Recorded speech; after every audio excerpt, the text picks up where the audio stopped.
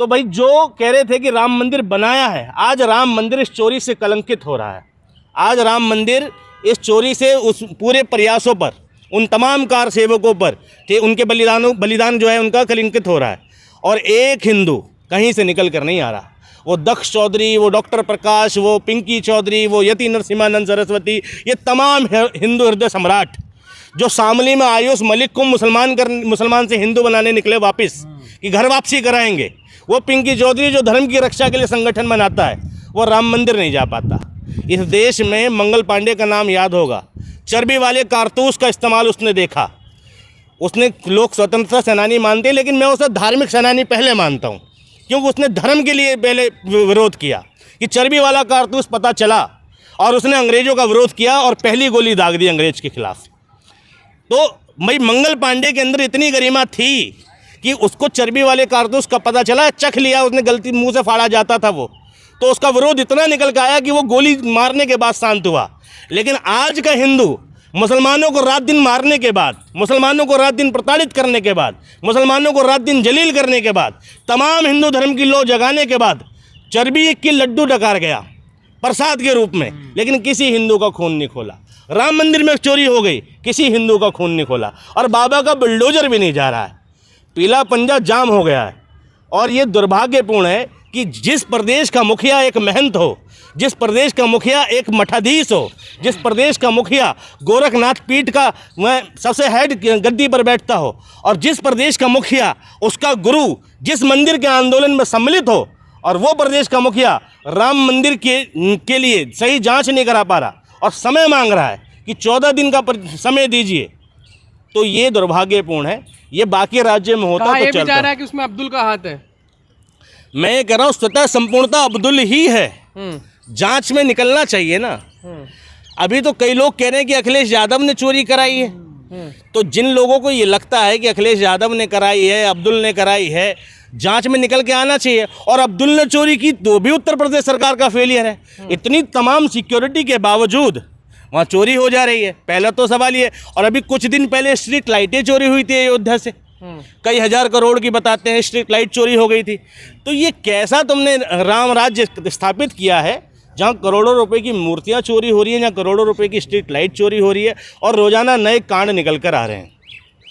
लेकिन सवाल तो ये है ना कि जो टिन्नू यादव हैं उनको वहाँ से कहा जा रहा है कि वही असली वो है जिन्होंने चंदा चुराया है।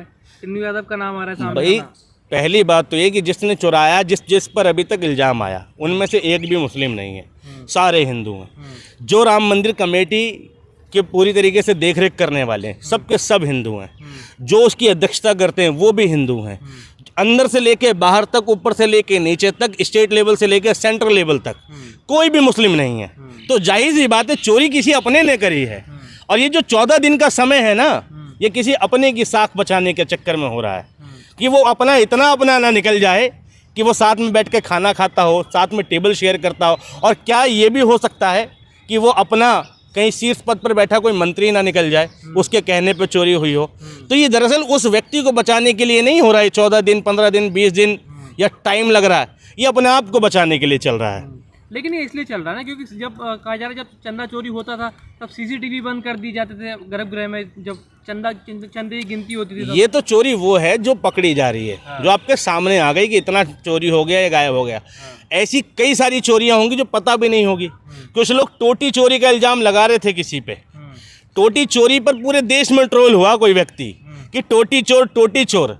लेकिन सोचो जिसके राज में मूर्तियां चोरी हो गई भगवान की, उसके बारे में क्या कहा जाएगा? उस पर कौन से एलिगेशन लगेंगे? टोटी चुराना तो चुराई भी नहीं थी टोटी, लेकिन लोगों ने इल्ज़ाम लगाए। लेकिन यहाँ तो पूरी तरीके से साक्ष्य है कि भाई मंदिर से चोरी हो रही है। लेकिन राजनीति कर रहा है विपक्ष, बताओ राम मंदिर पर। विपक्ष होता किस लिए है? विपक्ष झुनझुना बजाने के लिए है। विपक्ष है ही राजनीति के लिए। और ये काम तो देश की मीडिया को करना चाहिए, सवाल पूछना चाहिए। लेकिन देश की मीडिया आजकल डरी बैठी है, उसके बस की नहीं है। और जो विपक्ष के 2-4 लोग सवाल पूछ रहे हैं उनको भी कहीं ना कहीं चुप करा दिया जाएगा। फैला रहे हैं कि सरकार कहाँ थी इस चोरी में। मैं ये कह रहा हूँ अफवाह ही फैला रहे हैं। सरकार इस पर स्पष्टीकरण देना। बोला ना 14 दिन इंतजार करिए आप। 14 दिन इंतजार कर लेंगे। हाँ। लेकिन 14 दिन बाद भी अगर स्पष्टीकरण नहीं आया तो आप क्या करेंगे? और 14 दिन क्यों चाहिए? जो सरकार किसी मर्डर कांड को 24 घंटे में सुलझा देती है, हत्या के बदले हत्या करा के। जो सरकार 24 घंटे में डिसीजन के लिए जानी जाती है कि बुलडोजर एक्शन वगैरह सब हो जाता है। और एक बात लिख के दे रहा हूँ, आप 14 दिन बोल रहे हैं ना, 14 दिन बाद किसी एक के घर बुलडोजर नहीं चलेगा और किसी एक की गिरफ्तारी भी नहीं होगी, बल्कि इसमें कोई तीसरा एंगल निकाल दिया जाएगा। बुलडोजर चलवाना चाहते हैं टुन्ना यादव या टुन्ना यादव जो सब जिसने भगवान के घर में चोरी करी, जिसने भगवान का नाम कलंकित करा, जिसने सनातन धर्म का नाम कलंकित किया, हर एक के घर बुलडोजर चलना चाहिए, चाहे फिर वो कोई भी हो, किसी भी जाति का हो, किसी भी धर्म का हो। भाजपा के पूर्व सांसद है बृजभूषण, वो बोल रहे हैं मैं नाम लूंगा तो विवाद हो जाएगा। हाँ। सुनिए और उनका दबदबा है, दबदबा रहेगा, क्या दबदबा यहाँ खत्म हो गया?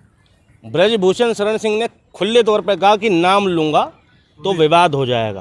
भाई इतनी सी बात से समझिए कि इस पूरी दाल के अंदर, ठीक है, कहते हैं दाल में कुछ काला है, नहीं, संपूर्णतः दाल काली है, क्योंकि नाम ऐसे व्यक्ति का होगा जो कोई बड़े पद पर होगा। और जब विवाद होने की बात है तो क्लियर समझ जाओ कि छोटा आदमी तो इसमें सम्मिलित नहीं है। तो जहां बृजभूषण शरण सिंह को भी दबना पड़ रहा है तो समझ लो कि मामला कितना हाई प्रोफाइल होगा। लेकिन हिंदुओं को भरोसा है, योगी जी पे भरोसा है हिंदुओं को। मैं कह रहा हूँ हिंदुओं को भगवान पर भरोसा होना चाहिए, योगी जी पर नहीं होना चाहिए। और खैर राम मंदिर चोरी का मामला आप मुझसे ओपिनियन मांग रहे हैं, जिस जगह खुद भगवान बेबस हो फिर वहाँ मैं क्या ओपिनियन दूंगा? मैं आप लोगों को क्या ही बता दूंगा? जहाँ खुद भगवान के सामने चोरी हो गई, भगवान बेबस है। भगवान अपने शिष्यों से जो तथाकथित तौर पे कहते हैं कि हम भगवान के बिल्कुल कट्टर वाले भक्त हैं, वो लोग बेबस हों, योगी आदित्यनाथ बेबस हों, तो मैं क्या ही ओपिनियन दे दूंगा। आप लोग एक तरफ बात करते हैं, गाजी सलार की जो दरगाह है वहाँ पे भी तो चंदा चोरी के आरोप लगे हैं, खुद भाजपा के नेता लगा रहे हैं, अल्पसंख्यक मोर्चा के। हाँ, मसूद सालार गाजी, हाँ। है ना। देखो पहली बात, ये कोई नई घटना नहीं है कि चोरी हो गई। तमाम मंदिरों में, मस्जिदों में, दरगाहों में, कमेटियों में पैसों का हेरफेर हो जाता है और आम बातें होता है। मगर राम मंदिर का मुद्दा क्यों अहम है? क्योंकि ये देश के हिंदुओं की आस्था का सवाल था, 100 करोड़ हिंदुओं की आस्था का सवाल था। कोर्ट का फैसला किस बात पर टिका था कि इस देश के बहुसंख्यक की आस्था का सवाल है। डिसीजन किस बात पर टिका था कि ये देश के हिंदुओं की आस्था का सवाल है। योगी आदित्यनाथ का इस पर इम्पोर्टेंस क्यों है? क्यों वो इस आंदोलन में शामिल थे और पूरी तरीके से समर्थन दिया था। उनके गुरु जो थे वो इसमें पूरी तरीके से शामिल थे और उनकी वजह से सारी चीज़ें हुई जो ये सफलता मानते हैं। अब चाहे कुछ भी कैसे भी वाइज मैनेज जो भी हुआ, लेकिन इसमें 100 करोड़ हिंदुओं की आस्था को बार बार लाया गया कि राम मंदिर 100 करोड़ हिंदुओं की आस्था है। तो मंदिर से चोरी नहीं हुई है, 100 करोड़ हिंदुओं की आस्था को लात मारी गई है, 100 करोड़ हिंदुओं की आस्था को चकनाचूर किया गया है, 100 करोड़ हिंदुओं की आस्था के साथ मजाक हुआ है, 100 करोड़ हिंदुओं की आस्था के साथ खिलवाड़ हुआ है। और इस खिलवाड़ के लिए जवाबदेही तो बनती है ना। अगर 100 करोड़ हिंदुओं की आस्था की वजह से मंदिर बनता है तो अगर उस मंदिर में एक घटना भी घटती है तो सीधे सीधे तौर पर 100 करोड़ हिंदुओं की आस्था पर ठेस है। सवाल वो उठा रहे हैं जिन्होंने कार सेवकों पे गोलियां चलाई, जो राम मंदिर के प्राण प्रतिष्ठा में गए नहीं, सवाल वो उठाएंगे। हाँ बिल्कुल, अगर कल को किसी का बलात्कार हो जाए तो सिर्फ वो आवाज़ उठाए जिसका बलात्कार हुआ है, यही कहना चाहते हैं। यानी जिसका बलात्कार नहीं हुआ वो बलात्कारी की लड़ाई ना लड़े। तो निर्भया कांड में बलात्कार सिर्फ निर्भया का हुआ था। इस देश की जनता पागल थी जो उसके पीछे खड़ी थी, बीजेपी पागल थी जो बीजेपी आंदोलन कर रही थी। तो राम विरोधी है ना। नहीं, मैं पूछ रहा हूँ कि जिसके साथ घटना घटेगी वही बोलेगा, ऐसा है क्या? और ऐसा अगर है तो यानी हर आदमी अपने घर में चोरी करा ले। पर गया है कहीं राम मंदिर में दर्शन करने? कौन जाता है? कोई जाता है? नहीं, मैं एक बात पूछ रहा हूँ, राहुल गांधी गए? नहीं जा रहा। अगर मैं भी नहीं गया और लोग भी नहीं गए, लेकिन अगर बात 100 करोड़ की आस्था की ली गई है, इसको राष्ट्रीय मुद्दा बनाया गया था, ठीक है, कोर्ट का डिसीजन आया था और जहां वहां जो भी पैसा लगा सरकार के फंड से भी लगा और लोगों ने भी डोनेशन दिया, ठीक है, तो एक एक आदमी के प्रति जवाबदेही है इस देश में। इस देश में अगर एक आदमी की मृत्यु भी होती है, चाहे मेरा संबंध उससे हो या ना हो, मेरा अधिकार है कि मैं सरकार से सवाल पूछूं कि उस आदमी की मृत्यु क्यों हो गई।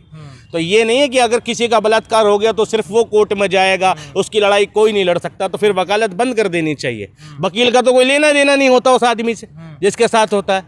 हो सकता है जिस मुद्दे पर अगर कल कोई कोर्ट में केस जाए, जो वकील मुकदमा लड़े वो मुस्लिम हो, वो तो कभी राम मंदिर गया नहीं, डोनेशन दिया नहीं, क्या मतलब मुकदमा नहीं लड़ेगा वो?